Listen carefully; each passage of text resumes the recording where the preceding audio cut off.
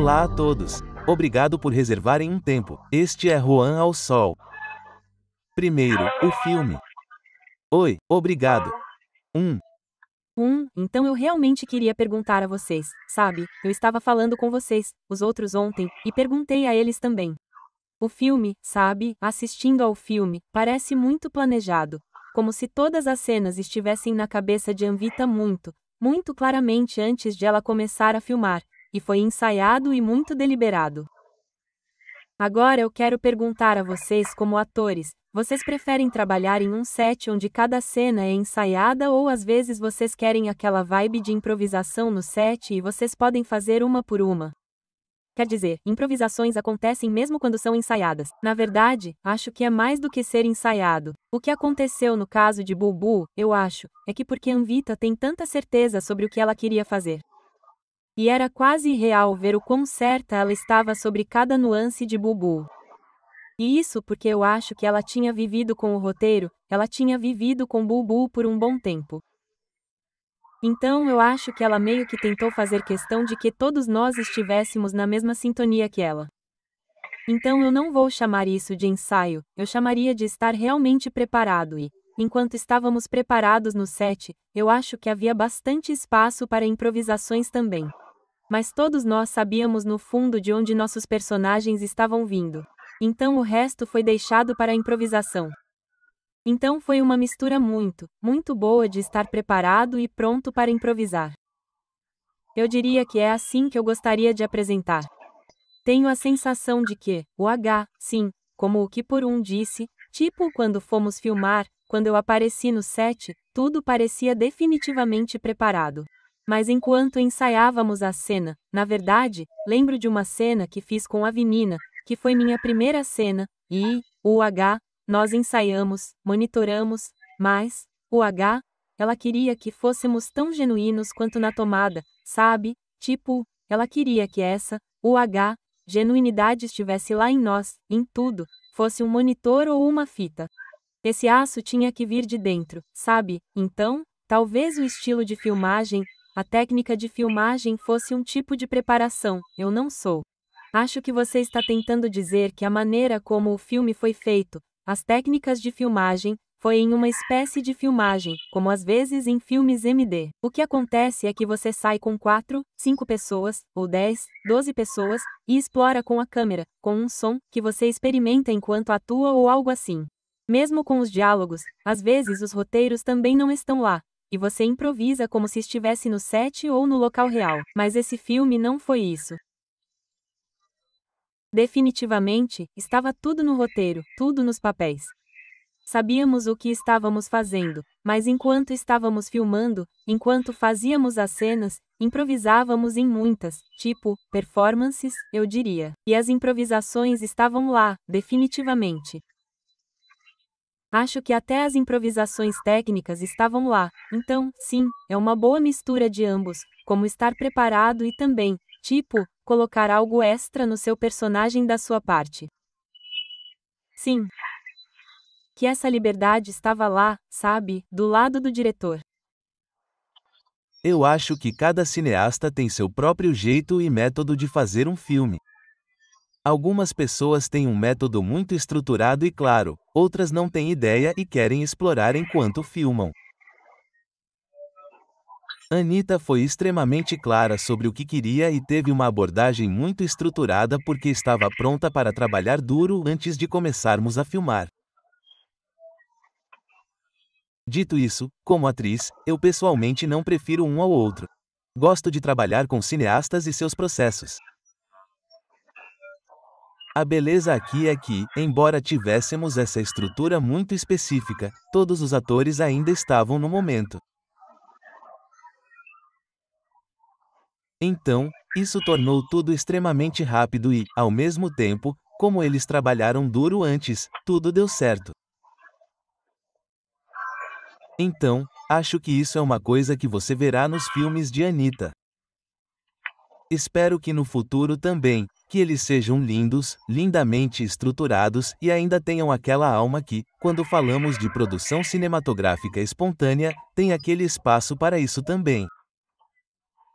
Sim, estou curioso para saber se vocês já viram o filme final. Eu já. Sim, eu já, sim. Qual foi a primeira reação de vocês ao assisti-lo? Sabe, quando vocês o viram, porque eu acho que boa parte dele foi no set, vocês não conseguiam ver, por exemplo, o efeito, sabe? Então, quando vocês o assistiram pela última vez, qual foi sua primeira reação? Na verdade, Eu ainda não assisti no dia 24. Sim, eu assisti. Minha primeira reação foi incrivelmente lindo. A coisa toda, até as partes sombrias, até os aspectos sombrios do filme, foram tão esteticamente bem feitos. E eles foram. O filme é muito importante em sua parte estética. Isso é exatamente o que me impressionou. Meu Deus, é como se tivesse sido pintado em uma tela. Foi essa a minha reação. Não que eu não tenha percebido durante as filmagens. Sim, acho que todos nós meio que adivinhamos isso. Mas quando você assiste ao produto final, percebe ainda mais que, meu Deus, isso acabou sendo uma bomba. Sério. Sim, como o Pan disse, o H, quer dizer, o primeiro pensamento é que é tão esteticamente lindo. E considerando que sou um ator sempre cheio de si, não pude resistir e disse a Anitta que agora eu realmente entendo porque você me escolheu, porque você tem um senso estético incrível. Mas falando sério, acho que é uma história linda, que, o H, você. O filme é um filme de gênero flexível, não é algo que eu tenha visto pessoalmente na Índia. É tão flexível, há tantos elementos no filme, e todos eles se juntam sem distrair uns aos outros, mas encontram uma boa sincronia para contar a história que está sendo contada, o que eu acho uma produção cinematográfica incrível. E é raro para o nosso país criar algo assim. Sim. Então esse foi meu primeiro pensamento depois que eu vi, corrija-me se eu estiver errado, mas vocês tinham muitos cenários centrados em tela verde? Na Verdade? Não. Eu pensei que. a sequência final do filme, poderíamos falar sobre ela porque eu vou usá-la depois que o filme estrear, então vocês podem entrar em detalhes. Mas a cena final na floresta, onde o fogo está pegando fogo, certo? Isso foi filmado em um set ou foi totalmente CG? Estou muito curioso sobre essa cena em particular, porque vocês estão correndo na floresta, e há chamas, e há tanta coisa acontecendo. Nós filmamos isso em um lugar perto de uma floresta e nós filmamos lá. Tenho certeza de que há alguns elementos de efeitos visuais na última sequência, porque você definitivamente não pode queimar uma selva, certo?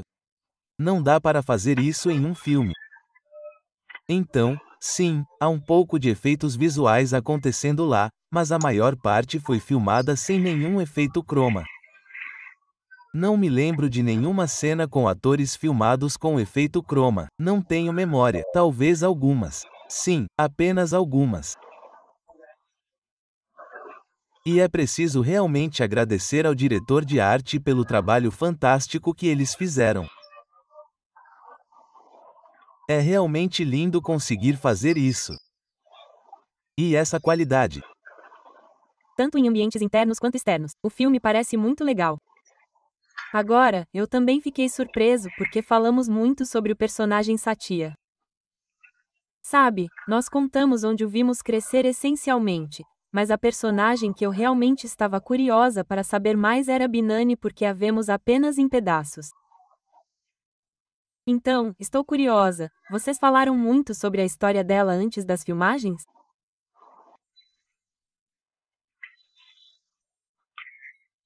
Sim, tipo, a história de fundo, que estava lá, que me contaram, tipo, sabe, quando li o roteiro, eu a achei um pouco estranha, do jeito que ela era, um pouco má. E sim, e eu não tinha muita certeza de como abordar a personagem e como as coisas, claro, tipo, eu queria que fosse, tipo, eu sabia que ela era uma vítima da sociedade que existia naquela época.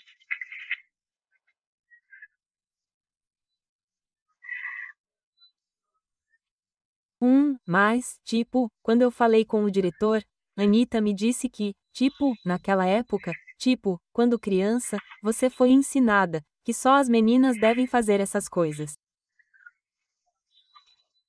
Essas portas se abriram na mente dela, e ela acreditou nisso, e continuou acreditando.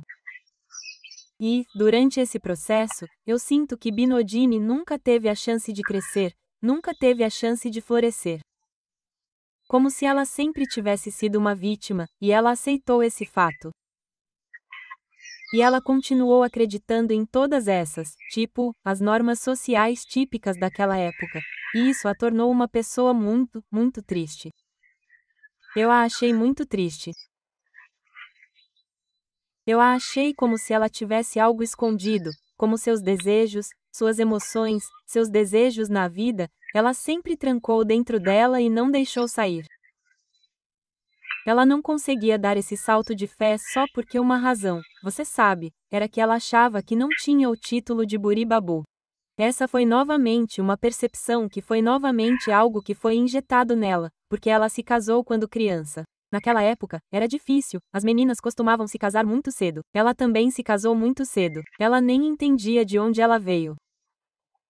Ela se casou. Então todos esses fatores, tipo, como as crianças, você sabe, elas amam coisas pequenas, pequenas, as coisas brilhantes, as coisas brilhantes. Ela amava suas joias, é claro. Ela era uma Budizaminda. Vimos que ela era exposta à riqueza, às riquezas, suas joias, seus sarais. Então ela costumava se ocupar apenas com essas coisas, e eu sentia que algo que ela estava encobrindo, sabe?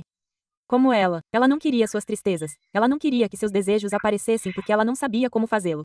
Porque ela sabia que ela não recebeu o título de Galibarro. Ela não tinha poder para mudar nada ao seu redor. Essa era uma crença que ela mantinha, e essa foi a parte mais triste. Sim, essa era a história de fundo dela no geral e eu não sei se sim. Como isso transparece, eu tenho que chegar a. Você sabe como isso transparece, como se Binodini fosse como o outro lado da moeda para Bubibu, como se ambos fizessem parte do mesmo ambiente, mas enquanto um foi para este lado, o outro ficou preso aqui. É assim que isso transparece, então isso é muito interessante como uma visão. Sim, mas isso era o que deveria acontecer. Sim, é disso que se trata, como ambos são vítimas da mesma sociedade. Sim, obrigada. Eu também quero fazer essa é uma pergunta que fiz ontem também para os outros. Eu queria perguntar a vocês, tirada do contexto do filme. Quero perguntar a todos vocês qual é a sua ideia, qual é a sua interpretação do conceito de vingança como pessoas e nesta sociedade, porque a vingança é um tema importante no filme e, obviamente, no filme podemos fazer coisas que não podemos fazer na vida real. Podemos mostrar pessoas se vingando, você sabe, podemos ser vis, podemos ser cruéis. Mas então, na vida real, o que vocês têm a dizer sobre a ideia de vingança? Quer dizer, correndo o risco de soar idealista, eu tenho uma crença. Eu acredito na justiça sobre a vingança. Como definimos justiça é um debate complicado. Então, eu não acho que podemos descobrir isso aqui, mas sim, se alguém me perguntasse diretamente, em que eu acredito? Acredito na justiça sobre o para mim, acho que concordo 100%, correndo o risco de soar idealista. Veja, se, você sabe, nós devemos nos vingar de alguém. Se você quer se vingar de alguém, isso significa que você está planejando algo em sua cabeça. Eu acho que isso de alguma forma corrompe uma pessoa. É assim que manipula nossa cabeça, e isso, eu acho que mata a pessoa interior. De alguma forma, isso definitivamente vai te encolher por dentro. Você não pode. Eu não sei. Como artista, eu não acredito nisso. É uma palavra muito, muito forte e poderosa, sabe, que existe neste momento. É uma palavra muito, muito triste também, porque nada muda, não importa o que você faça. Tipo, se alguém te fez mal, apenas espere. Tipo, eu acho que, como um por um, ambos disseram, justiça. Eu não sei se isso prevalece ou se acontece ou se vai acontecer. Não sei. O que eu acredito é deixar ir, e é por isso que eu amo essa música, Let It Go. Então, deixe ir. Quando algo acontece dentro de mim, acontece com frequência. Não é como se fôssemos todos seres humanos. Todos nós nos sentimos tristes, mal, talvez maltratados ou mal interpretados, e deixamos para lá. Tipo, você, eu simplesmente não me apego a essas emoções de vingança, vingança.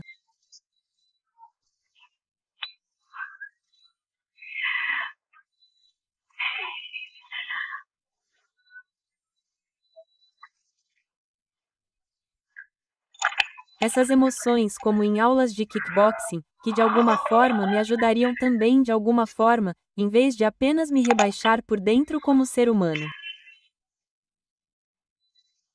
Sim, Me disseram a última pergunta e eu tenho que perguntar: qual é o significado por trás da camiseta dele? Não, O que está escrito hoje? Eu poderia ver o que é. O que é hoje? isso é como propaganda. Não, porque eu fiquei olhando para ele pelos últimos 10 minutos e pensei: preciso perguntar. Ontem você também estava usando algo interessante. Sim, então, não, cara, são algumas ideias que me ocorreram durante esse tempo de quarentena e eu simplesmente as coloquei para fora.